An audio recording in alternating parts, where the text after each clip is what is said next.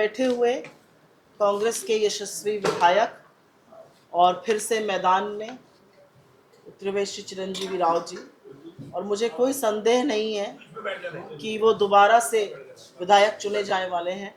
आपके पिता से हम लोगों की बड़ी घनिष्ठता रही और अजय यादव जी ने जो रेवाड़ी के लिए काम किया और इस क्षेत्र के लिए काम किया, उसने अपने आप में एक बड़ा मुकाम हासिल किया है। मैं यहाँ पर रेवाड़ी की तो बात करने आई ही हूँ आप लोगों से, लेकिन हरियाणा की बात करनी बहुत ज़रूरी है। और हरियाणा में हम जहाँ जा रहे हैं, मैं आपको विश्वास दिला सकती हूँ कि हरियाणा बदलाव के लिए बिल्कुल तैयार हो चुका है और हरियाणा प्रचंड बहुमत से कांग्रेस की सरकार बनाने जा रहा है। इसमें कोई संदेह नहीं है। हरियाणा के मूल मुद्दे वही मूल मुद्दे हैं जो इस देश के मूल मुद्दे हैं। हरियाणा का युवा, हरियाणा का किसान, हरियाणा का जवान, हरियाणा का पहलवान परेशान है। हरियाणा में बेरोजगारी का ये आलम है। पिछले 10 साल के जंगल राज में इतनी बेरोजगारी हुई है कि हरियाणा के युवा को इजराइल के युद्ध क्षेत्र में जाने के लिए लाइन में खड़े होना पड़ रहा है। हरियाणा में बेरोजगारी का ये आलम है कि हमारे लड़के डंकी मारने को मजबूर हैं। हरियाणा में बेरोजगारी का ये आलम है कि अगर 5,000 सफाई कर्मचारियों की नौकरियां निकलती हैं तो 46,000 उसमें पोस्ट ग्रेजुएट और ग्रेजुएट जो हैं वो अप्लाई करते हैं। हरियाणा में बेरोजगारी का ये आलम है कि 2 लाख सरकारी पद खाली हैं, लेकिन पिछले 10 साल में वो पद नहीं भरे गए। तो बेरोजगारी हरियाणा की बहुत बड़ी समस्या है। आपके सामने मैं कुछ आंकड़े रख देती हूँ, क्योंकि आंकड़े झूठ नहीं बोलते और उन आंकड़ों में ये पूरी तरह से साफ है कि हरियाणा में देश में नंबर 1 पे बेरोजगारी है। हरियाणा में बेरोजगारी कांग्रेस के शासन और बीजेपी के शासनकाल के दौरान चौगुनी बढ़ी है और उसका कोई निवारण नहीं है, उसका कोई समाधान हमें नहीं दिखता है। इसलिए बेरोजगारी बहुत बड़ी समस्या है और उस बेरोजगारी से निपटने के लिए सरकार को बदलना जरूरी है, क्योंकि हमारे पास एक प्लान है जिससे युवाओं को रोजगार मिल सकता है। ये मैं पहली बात युवाओं की बेरोजगारी की करना चाहती हूँ। दूसरी बात यहाँ पर जवानों की करना जरूरी है और उसके बाद किसानों की बात करेंगे। नमस्कार। किसानों की बात करने से पहले मैं, क्योंकि युवाओं की बात कर रही हूँ, तो जवानों की बात कर लेती हूँ। हरियाणा वो भूमि है जहां पर ना सिर्फ श्री कृष्ण ने गीता का उपदेश दिया, बल्कि यहाँ के हमारे बेटे सरहद पे खड़े होकर इस देश की रक्षा करते हैं। और जब यहाँ के माँ बाप अपने बेटों को सेना में भेजते हैं तो इस विश्वास से भेजते हैं कि उनका बेटा इस देश की रक्षा करने के लिए सियाचिन की कांपती हुई ठंड में और रेगिस्तान की तपती हुई धूप में एक जैसा खड़ा रहेगा। लेकिन उनको नहीं पता था कि उनके बेटों का त्याग, उनके बेटों का सम्मान ये सरकार 23 साल की उम्र में उनको रिटायर करके कराएगी। और वही अग्निवीर योजना है। अग्निवीर योजना सेना में हमारे सैनिकों को 2M दर्जा देने का काम कर रही है। जो अग्निवीर के सैनिक होंगे उनको शहीद का दर्जा नहीं मिलेगा, उनको पेंशन नहीं मिलेगी, उनको कैंटीन की बाकी सुख सुविधाएं नहीं मिलेंगी और 23 साल की उम्र में उनको कह दिया जाएगा आप रिटायर होकर घर चले जाइए। जब हरियाणा का युवा 23 साल की उम्र में रिटायर होकर आएगा, वो अपने पूरे जीवन में क्या करेगा? एक नया जुमला भाजपा पकड़ा रही है, हम सरकारी नौकरी देंगे। अरे छोड़िए सरकारी नौकरी, आपके बस की बात नहीं है। 11 साल में आप सेंटर में नहीं दे पाए, यहाँ की दीजिएगा। आपके लिए जरूरी है कि आप हरियाणा के लोगों को, यहाँ की जनता को, यहाँ के युवाओं को यह विश्वास दिलाइए कि आप आगे चलकर सेना को सम्मान देने का काम करिएगा और अगर आप नहीं करिएगा तो अग्निवीर को उखाड़ फेंकने का काम हम करेंगे। हरियाणा आई हूं और हरियाणा में किसान की बात ना हो और बाकी बातें हो, ऐसा हो नहीं सकता। लेकिन किसान की बात करने से पहले मैं आपके सामने एक तस्वीर डालना चाहती हूँ। ये तस्वीर आप सबके जहन में है।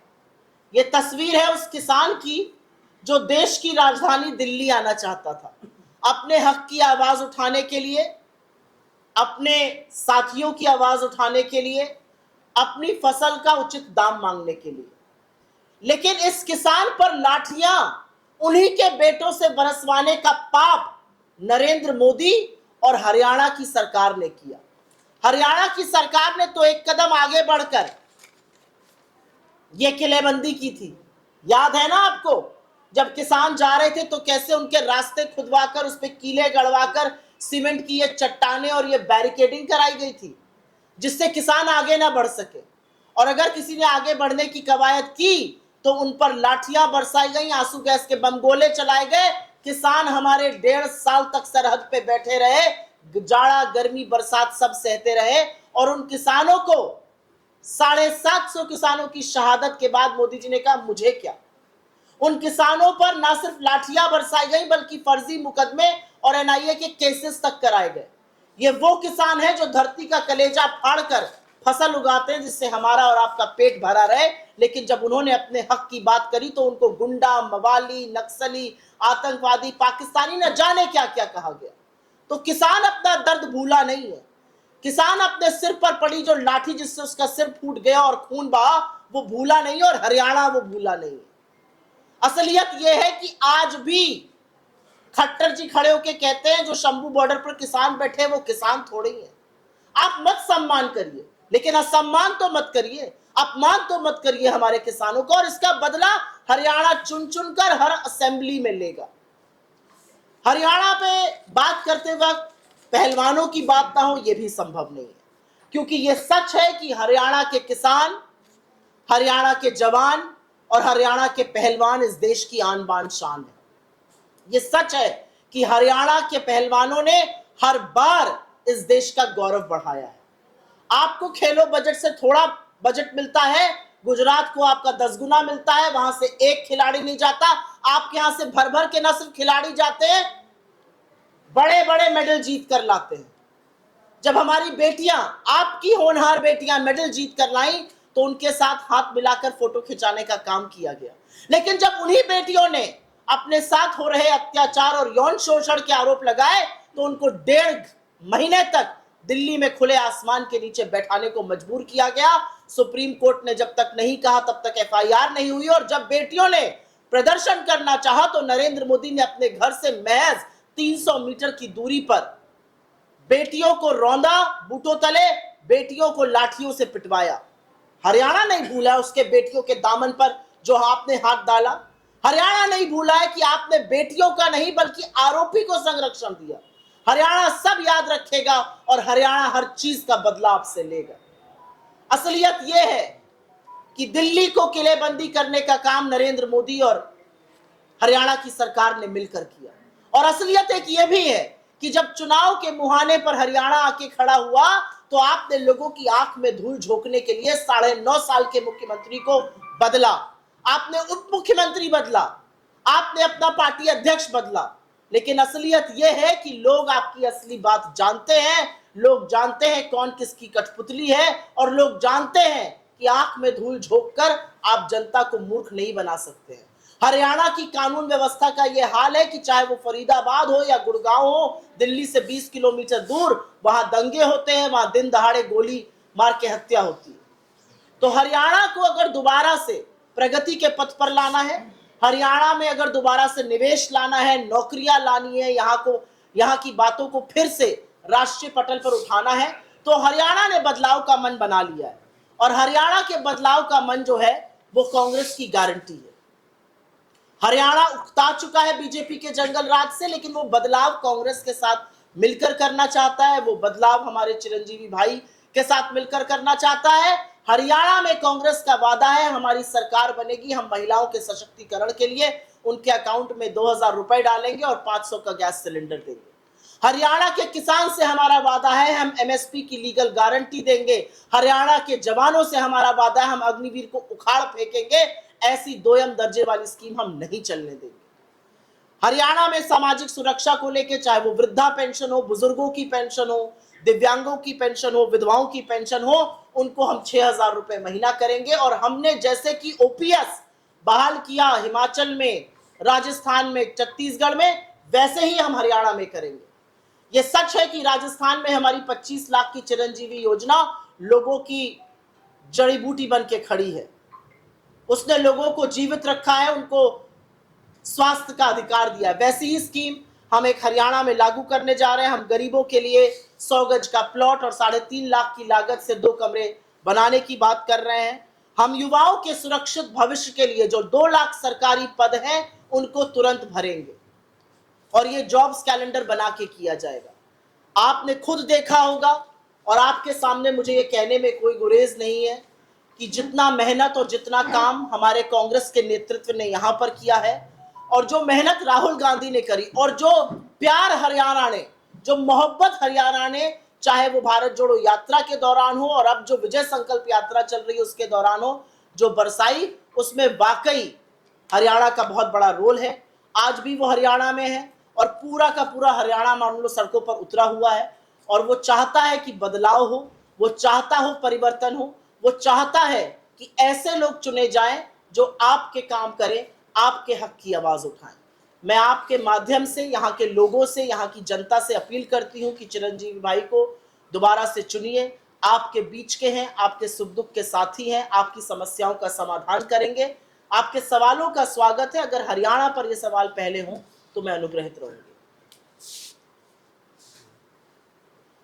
अगर किसी के कोई सवाल हो।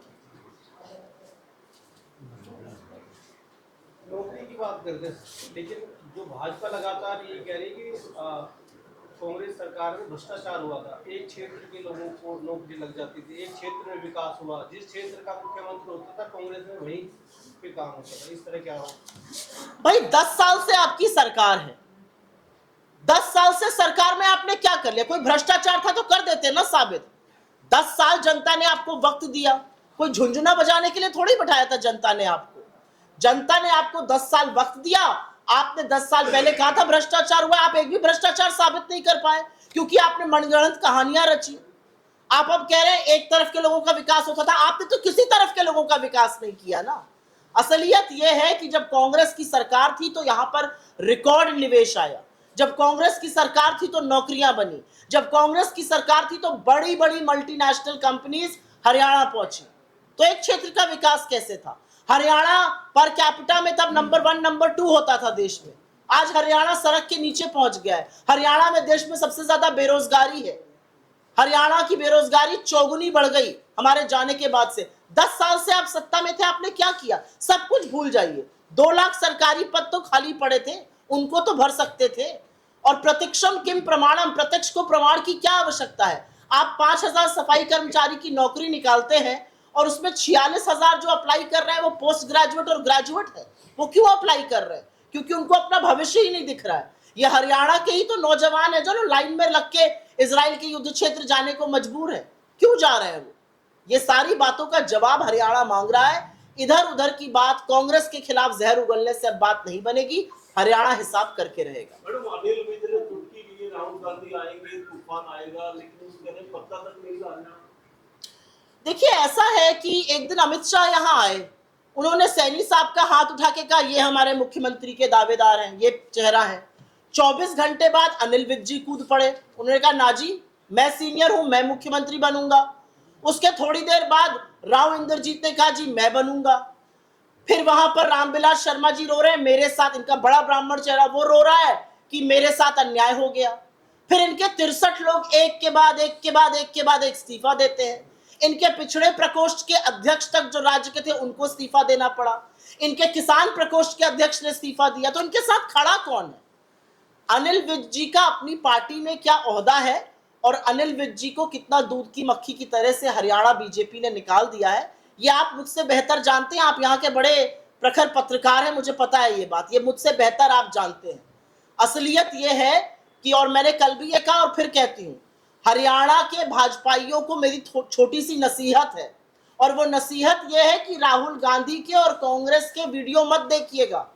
कमजोर दिल वाले भाजपाई तो बिल्कुल ना देखें, क्योंकि उनको सुनने के लिए और बदलाव करने के लिए जनता सड़कों पर नहीं निकल रही है, जन सैलाब आ रहा है, सुनामी आ रही है।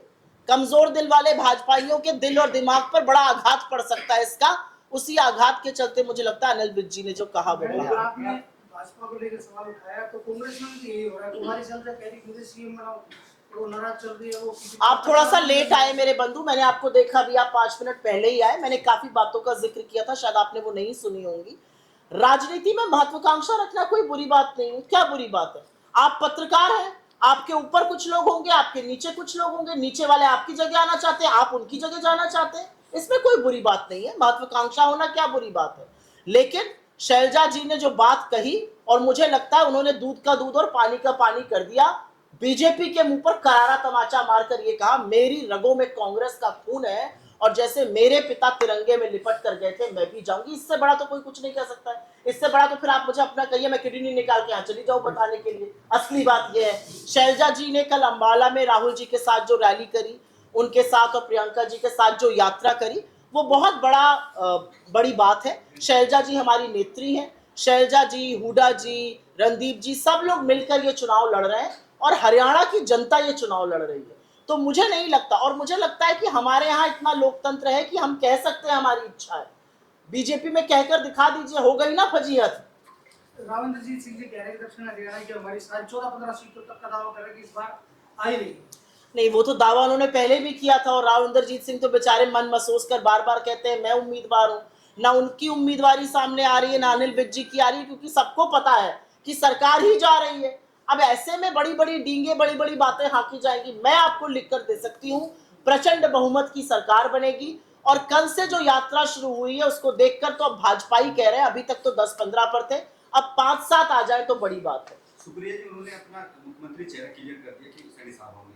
आप हुड्डा जी दिखते हैं, कांग्रेस मतलब हुड्डा हरियाणा में दिखती है, तो आप भी डिक्लेयर करें ना कौन आपका चेहरा होगा, लोगों को पता लगे। मुझे ऐसा लगता है कि शायद आपको कांग्रेस के तौर तरीकों के बारे में मेरे बंधु जानकारी थोड़ी सी कम है। हम किसी भी राज्य में, चाहे वो तेलंगाना हो, चाहे वो कर्नाटका हो, चाहे वो हिमाचल हो, चाहे वो राजस्थान, छत्तीसगढ़, जहां पर अभी तक हमारी सरकारें थी, हम कहीं पर चेहरे पर चुनाव नहीं लड़ते हैं। हम मुद्दों पर चुनाव लड़ते हैं, और हमारे चुने हुए विधायक अपने विधानमंडल नेता का चुनाव करते हैं। यही कर्नाटका में भी हुआ, यही तेलंगाना में हुआ, यही हिमाचल में हुआ, और यही हरियाणा में होगा। इसमें कोई अपवाद नहीं है।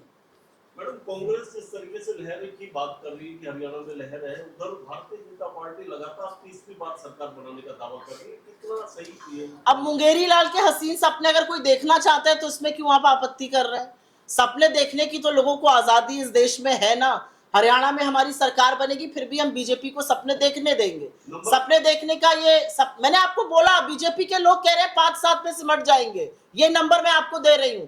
प्रचंड बहुमत से सरकार बनेगी, हम दोबारा से यहाँ आएंगे, चिरंजीवी भाई जीतेंगे, और फिर से आप सबके साथ मिठाई खाकर जाएंगे और सरकार बनवा कर जाएंगे। 6,000 पेंशन बुजुर्गों की और 2,000 महिलाओं को प्रति माह 500 रुपए में सिलेंडर। आखिर ये बर्डन तो जनता पर ही पड़ना है, एक जेब से निकाल के दूसरी जेब में डाल देना। ये बहुत ही अगर मैं अंग्रेजी में इसको शब्द बोल सकूं, ये वूडू इकोनॉमिक्स की आप बात कर रहे हैं। ऐसा होता नहीं है।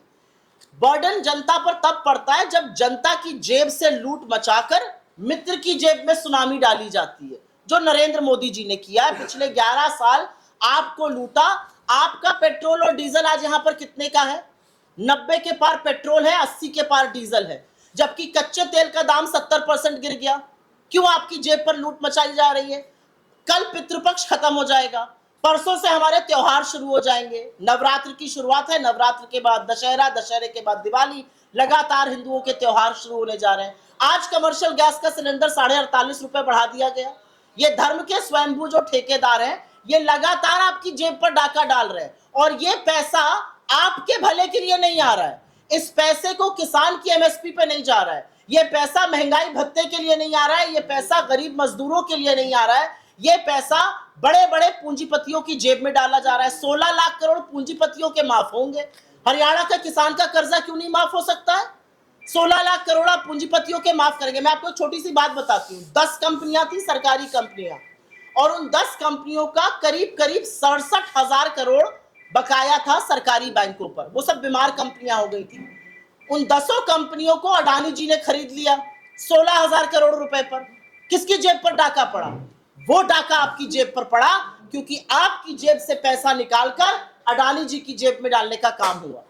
जनता का पैसा अगर निकालकर जनता की जेब में डाला जा रहा है तो ये बिल्कुल भी गलत नहीं है, ये होना चाहिए। दिक्कत की बात क्या है कि नरेंद्र मोदी जी हरियाणा आकर दूसरे तरह की बात करते हैं और कहीं और जाकर दूसरा पक्ष रखते हैं।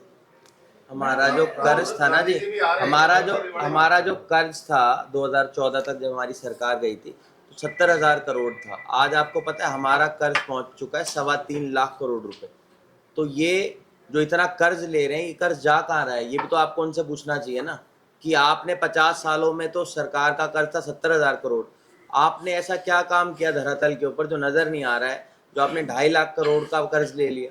इस बात का जवाब सरकार को देना चाहिए ना। और सिर्फ भाई मेरे एक मिनट, ये सिर्फ हरियाणा की बात नहीं है, ये देश की बात है। नरेंद्र मोदी जी प्रधानमंत्री बने 2014 में, इस देश में कर्जा था 55 लाख करोड़, आज वो कर्जा पहुंच गया 205 लाख करोड़। किसकी जेब में पैसा आया और कौन से पुल बने, ये मैं जानना चाहती हूं। जो बना चुनाव के पहले वो ताश के पत्तों की तरह बारिश में ध्वस्त हो रहा है, चाहे वो दिल्ली का एयरपोर्ट हो, राजकोट का एयरपोर्ट हो, जबलपुर का एयरपोर्ट हो, चाहे वो अटल सेतु हो, चाहे वो सुदर्शन सेतु हो, चाहे वो शिवाजी की मूर्ति हो, चाहे वो तमाम पुल और सड़कें हो। क्यों ढह रही है ये सब? क्योंकि भ्रष्टाचार से पैसा मित्रों की जेब में डाला जा रहा है, लोगों का निकाल के। मैं आपको कांग्रेस के बारे में एक छोटी सी बात बता देती हूँ। हमारा जो मैनिफेस्टो या हमारी जो गारंटी आती है, ये हाईएस्ट इकोनॉमिक कमेटी में जाती है, जहां पर चिदम्बरम जी जैसे लोग हैं, और जब तक वो इसको स्वीकृति नहीं देते हैं इंटरनल एक्रूअल्स और बजट देखकर, हम कोई चीज अनाउंस नहीं कर सकते हैं। ये हमारे ऊपर पाबंदी है। हम मोदी जी की तरह जाकर नहीं कह सकते हम 2 करोड़ रोजगार बना देंगे सालाना, हम 15 लाख बैंक अकाउंट में ले आएंगे, हम नहीं कर सकते। हमारे ऊपर पाबंदी है। मैं तक या चिरंजीवी भाई तक या हमारे प्रदेश अध्यक्ष तक नहीं बोल सकते जब तक इकोनॉमिक कमेटी उसको अपना सैंक्शन नहीं देती है। उन्होंने मंजूरी दी है, हमने बजट देखा है, हमने इंटरनल एक्रूअल्स देखे, हमने देखा है कि किस तरह से रेवेन्यूज रेज किए जा सकते हैं, कहां से कहां पर एक्सपेंडिचर की वेस्टेज हो रही है, और हम पूरी तरह से आश्वस्त हैं कि ये हो सकता है। और क्योंकि आपने इकोनॉमिक एक सवाल पूछा है, मुझे इकोनॉमिक की थोड़ी सी जानकारी है। एक सुदर्शन चक्र होता है। वो सुचक्र ये है कि अगर आपके हाथ में ज्यादा पैसा आएगा तो आप खर्चा ज्यादा करेंगे, आप खर्चा ज्यादा करेंगे तो कंपनी वो सामान ज्यादा बनाएगी तो ज्यादा निवेश करेगी तो ज्यादा लोगों को नौकरी पे रखेगी, जितनी ज्यादा नौकरियां बनेंगी उतनी ज्यादा हाथ में पैसा आएगा। ये सुचक्र टूट गया है, ये कुचक्र हो गया है। इस समय ना निवेश हो रहा है ना उपभोग हो रहा है। तो मेरे ख्याल से ये बदलेगा। मैडम, अगर प्रचार की बात कर ले तो अभी पर्ची खर्ची और एक जीजाजी वाड्रा जी को लेकर भी लगातार बयानबाजी हो रही है, इसको लेकर क्या आप हरियाणा, सॉरी मैं हरियाणा का ही बता रहा हूँ ना। हाँ। हमारे एमएलए थे धर्मवीर गोंदर जी, जिनके खुद के बेटे ने आरोप लगाया था कि उनके बेटे ने 50 लाख रुपए दिए हैं सरकारी नौकरी के लिए। तो इससे बड़ा आरोप क्या होगा? आप क्या पर्ची खर्ची की बात कर रहे हैं? इस सरकार का तो सबको पता है, जितने भी एसडीओ लगे हैं यहाँ पर 70, वो सब पैसे लेके लगे हैं। ये तो बीजेपी मंद घंट आरोप लगाती है, ये सबको पता है। मुझे ऐसा लगता है कि जो भाषा का प्रयोग मोदी जी हरियाणा आके कर रहे हैं वो हरियाणा की संस्कृति के खिलाफ है। हरियाणा की संस्कृति मोहब्बत की संस्कृति है। हरियाणा में आपसी भाईचारा है। हरियाणा में एक दूसरे से इतने सम्मान से बात की जाती है। किस भाषा का प्रयोग मोदी जी मंच से कर रहे हैं? आप किसी के लिए किसी को दलाल कह रहे हैं आप। ये शब्द है नरेंद्र मोदी के। ये वही प्रधानमंत्री हैं जो मुजरा और मंगलसूत्र कहते थे, अब हरियाणा आके आपका सम्मान करके ऐसे शब्दों का प्रयोग कर रहे हैं। 10 साल से सत्ता में दिल्ली में आप काबिज हैं, 10 साल से आपकी कठपुतली हरियाणा में। क्यों नहीं आपने किसी को भ्रष्टाचार में जेल में डाल दिया? क्योंकि आपने मनगढ़ंत केसेस बनाए हैं। आपने कांग्रेस के खिलाफ मनोहर कहानियां रची। यहां पर आकर कोई आपकी बात मानने वाला नहीं है, क्योंकि 10 साल से आपने कुछ नहीं किया।